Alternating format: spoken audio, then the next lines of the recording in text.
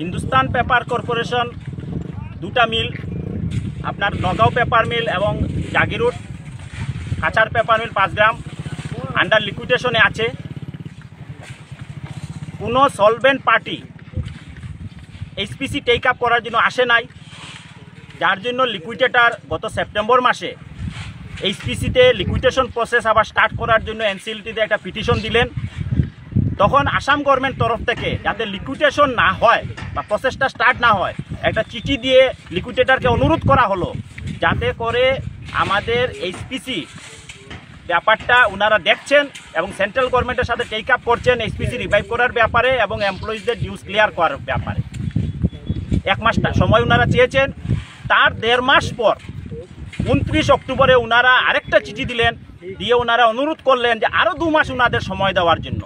এই 2 মাসে ওনারা এইচপিসি রিভাইভেলের ব্যাপারটা নিয়ে আমাদের আসামের মুখ্যমন্ত্রী, ফাইন্যান্স মিনিস্টার এবং আমাদের ইন্ডাস্ট্রি মিনিস্টার সবাই মিলে একটা মিটিং করেছেন এবং ওনারা এইচপিসি রিভাইভেল ইস্যু বা এইচপিসির অ্যাসেট নিয়ে আমাদের এমপ্লয়িজ ডিউজ ক্লিয়ার করার ব্যাপারে ওনারা একটা সিদ্ধান্ত নেবেন, যার জন্য ওনারা 2 মাস আরও সময় চায়। সেই 2 মাস সময়টাও অতিক্রান্ত হয়ে গেছে।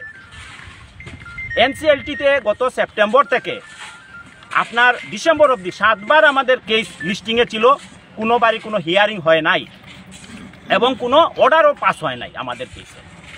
গুয়াহাটি হাইকোর্টে similarly officers association Nagaon Jagiroad ওনারা লিকুইডেশনকে চ্যালেঞ্জ করে একটা কেস করলেন এবং সেটাতে আসাম গভর্নমেন্ট গত 11 নভেম্বর সমটো ডিসিশন নিয়ে আসাম গভর্নমেন্টকে পার্টি করেছেন এবং আসাম গভর্নমেন্টকে বলা হয়েছে যে ওনারা যাতে অতি সত্বর এফিডেভিট ফাইল করে এইচপিসির ব্যাপারে কি সিদ্ধান্ত নিচ্ছেন, কি প্ল্যান নিচ্ছেন সেটা যাতে সাবমিট করেন।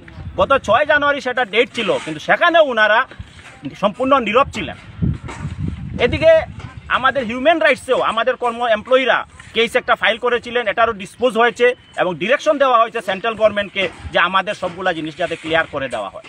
এইভাবে কোর্টের কেস কাচারি যেভাবে চলছে তাতে করে ডেটের পর ডেট চলছে, কোনো সুরা হচ্ছে না এবং অতি সত্বর আমাদের আসামের ইলেকশন হবে এবং যদি কোড অফ কন্ডাক্ট লাগু হয়ে যায় তখন আর আসাম গভর্নমেন্ট আমাদের বলবেন যে আমরা তো চেয়েছিলাম কিন্তু আজকে কোড অফ কন্ডাক্ট লাগু হওয়ার জন্য আমরা কিছু করতে পারছি না।